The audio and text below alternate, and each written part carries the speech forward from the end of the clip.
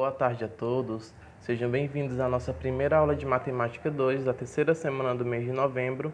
Hoje nós estaremos fazendo a correção dos exercícios do módulo 4 das páginas 155, 160, 165, 166, 167, 168, 169, 170 e 171, que envolve o conteúdo de simetria e o conteúdo de área de figuras planas, certo? Espero que todos estejam com o módulo 4 em mãos, tá bom? Estejam também com caderno, caneta, borracha e lápis para anotar dúvidas, porque hoje à tarde nós temos o nosso plantão de tira dúvidas a partir das 13h30. Então, vamos à correção. Bom, na primeira questão, pede-se para calcular a área das figuras. Essa primeira questão está na página 155. No item A, nós temos um quadrado de lado 5 centímetros. Sabemos que a área do quadrado é lado vezes lado, né? Que é lado ao quadrado. Sendo assim, nesse caso, a área vai ser igual a 5 vezes 5. 5 vezes 5 é 25 e a unidade de medida fica elevada ao quadrado. Fica centímetros quadrados. No item B, nós temos um retângulo cujos lados medem 6 e 5 centímetros. E a área do retângulo é base vezes altura. Neste caso do item B, podemos ver que a base mede 6 e a altura mede 5. Então, a área vai ser igual a 6 vezes 5, que é base vezes altura. 6 vezes 5 é 30, e a unidade de medida fica elevada ao quadrado. No item C, nós temos um triângulo, e sabemos que a área do triângulo é base vezes altura dividido por 2. Então, vai ficar o seguinte: base 6, altura 4. 6 vezes 4 dividido por 2. Primeiro a gente multiplica. 6 vezes 4, 24, dividido por 2. 24 dividido por 2 é igual a 12. Então, a área do triângulo do item C é 12 centímetros quadrados. No item D, nós temos um paralelogramo. E nós sabemos que a área do paralelogramo é bem parecida com a do retângulo. A fórmula é a mesma, base vezes altura. Então, observando as medidas desse paralelogramo, temos que a área vai ser igual a 4,5 vezes 3, que é igual a 13,5 centímetros quadrados. Já no item E, nós temos um retângulo com medidas de 3,5 e 2,5. A área é só multiplicar a base pela altura. 3,5 vezes 2,5 é igual a 8,75. E a unidade de medida fica elevada ao quadrado. Já no item F temos um triângulo. Já vimos que a área do triângulo é base vezes altura dividido por 2. E nesse caso aí vai ficar 8 vezes 5 dividido por 2. 8 vezes 5 é 40. 40 dividido por 2 é igual a 20. Então, a área do item F, 20 centímetros quadrados. Na questão de número 2, temos aí a figura, né? E ela pede para que seja determinada a área da região colorida em azul a partir das informações. Pessoal, no item A, diz que a figura é formada por 4 retângulos iguais e um quadrado cujo perímetro é 16 metros. Bom, se o perímetro do quadrado é 16 metros, então, para mim descobrir o tamanho do lado, já que os 4 lados são iguais, basta eu dividir 16 por 4, que dá igual a 4. Né? Ou seja, cada lado do quadrado mede 4 metros. Agora, a gente vai calcular a área da região colorida. Né? Temos aí as medidas x e vamos substituir formando a seguinte expressão. 4 vezes 2 vezes 4, que é igual a 128. Resolvendo parêntese, 4 vezes 2, 8. 8 vezes 4 é 32, né? 32 vezes 4, 128. Então, vimos aí, né, que a área da região colorida é de 128 metros quadrados. Na B, ele diz que a área do quadrado ABDE é 900 metros quadrados. M é o ponto médio do segmento AB e o comprimento do segmento BC é igual à medida do lado do quadrado ABDE. Pessoal, Se a área do quadrado é 900 metros quadrados, então para descobrir o tamanho do lado, basta a gente extrair a raiz de 900, que é 30. Assim, o lado do quadrado é 30 metros. Em seguida, a gente vai determinar a área dos triângulos, que é base vezes altura dividido por 2. Bom, a altura podemos ver que é 15, né? E podemos ver que, ou melhor, a base 15, podemos ver que a altura é 30, né? Porque sabemos que a base está sendo indicado pela metade do valor do lado do quadrado. Então, vai ficar 15 vezes 30 dividido por 2. 15 vezes 30 é 450. 450 dividido por 2 é 225. Assim, determinamos a área dos triângulos, né, em metros quadrados. Já a área da região colorida, teremos aí a soma, né, dos dois triângulos, que dá igual a 450 metros quadrados. Lá na página 160, nós temos a próxima questão, que diz que na circunferência de centro O, a gente vai classificar os segmentos em raio, diâmetro ou corda. Galera, o segmento AD é corda, né? Vimos que corda é nada mais nada menos que o segmento de reta traçado de modo que toque dois pontos quaisquer da circunferência, né? OC é raio, né? Ó, vimos que é a distância do centro até um ponto qual é a circunferência.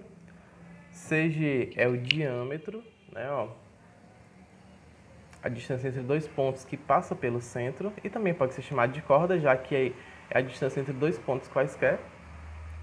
EG temos que é corda, BE também é corda, OF é o raio, né? É raio.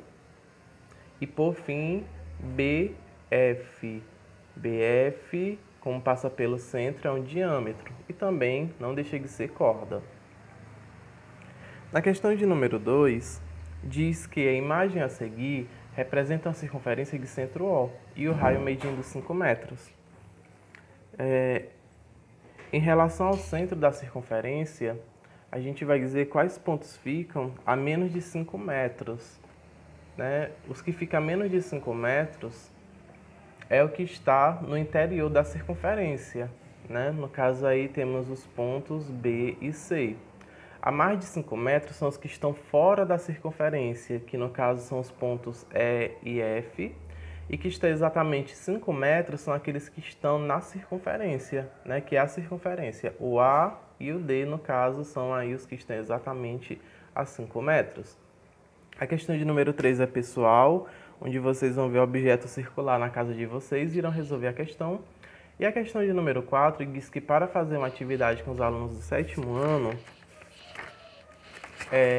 a professora de matemática pretende organizá-los de maneira que todos estejam à mesma distância dela. Como ela pode organizá-los? Bom, eu vou deixar uma sugestão de resposta, que é o seguinte. Ela pode dispor os alunos no formato de uma circunferência, na qual ela esteja no centro, né? Ela seja a representação do centro da circunferência. E os alunos vão representar pontos quaisquer dessa circunferência, né?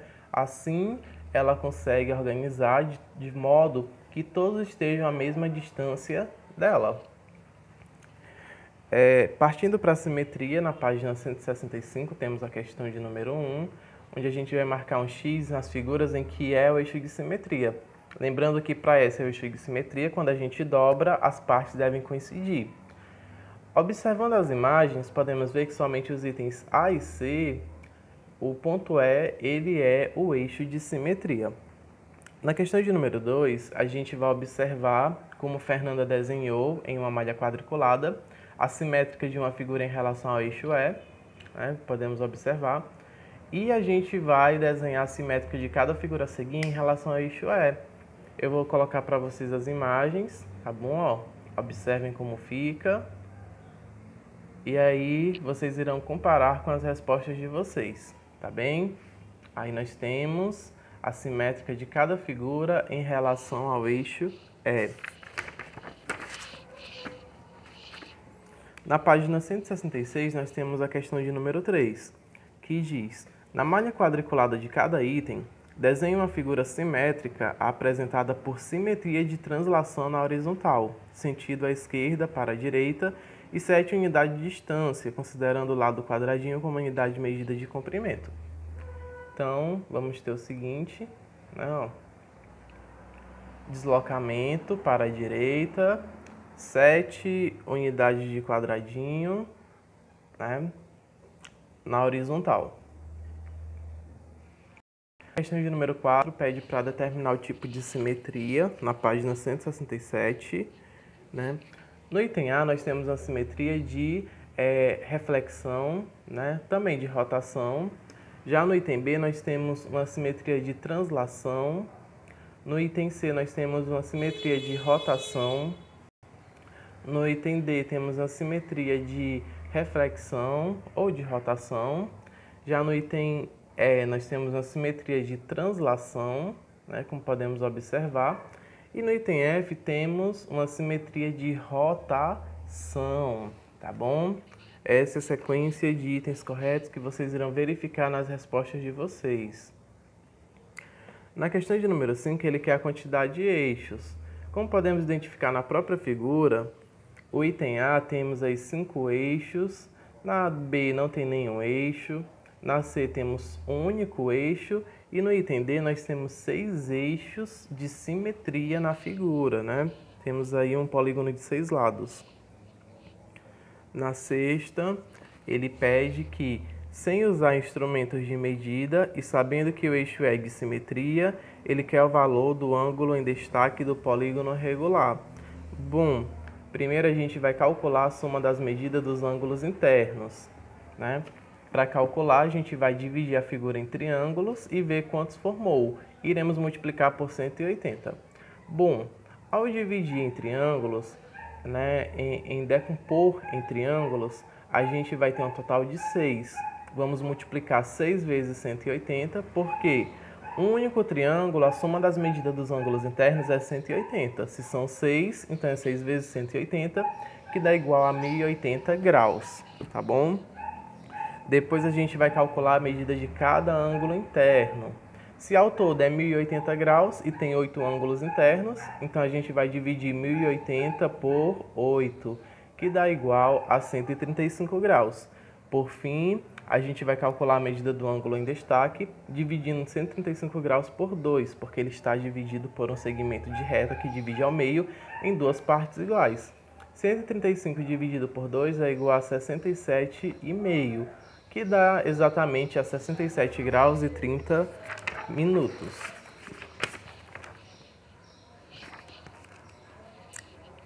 Página 168, questão de número 7.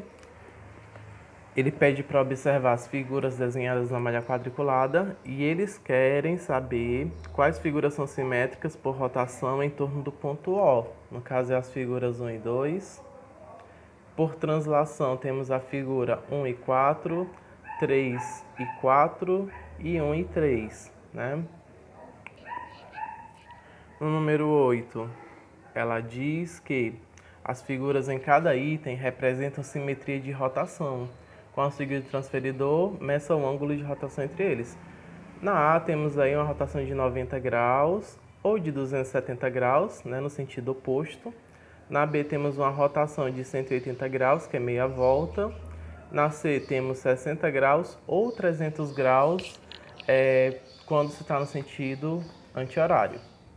Na nona, pede para observar as imagens de letra do alfabeto e ele quer saber a característica que é comum. Uma sugestão de resposta é que as letras em verde elas têm ao menos um eixo de simetria.